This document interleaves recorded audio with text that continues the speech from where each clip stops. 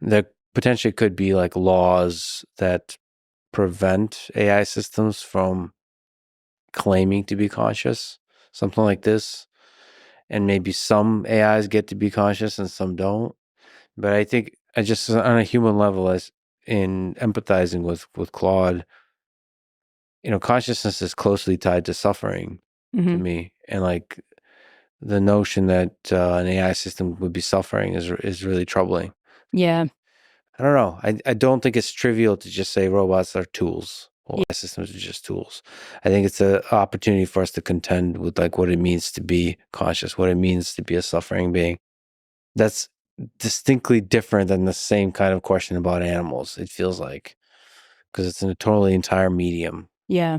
I mean, there's a couple of things. One is that, and I don't think this like fully encapsulates what matters, but it does feel like for me, like, um, I've said this before. I'm kind of like, like I like my bike. I know that my bike is just like an object, but I also don't kind of like want to be the kind of person that like, if I'm annoyed, like kicks like this object. There's a sense in which like, and that's not because I think it's like conscious. I'm just sort of like, this doesn't feel like a kind of this sort of doesn't exemplify how I want to like interact with the world. And if something like behaves as if it is like suffering, I kind of like want to be the sort of person who's still responsive to that, even if it's just like a Roomba and I've kind of like programmed it to do that. Um, I don't want to like get rid of that feature of myself. And if I'm totally honest, my hope with a lot of this stuff, because maybe I am just like a bit more skeptical about solving the underlying problem. I'm like, we haven't solved the hard problem of consciousness. Like, I know that I am conscious. Like, I'm not an eliminativist in that sense. Um, but I don't know that other humans are conscious.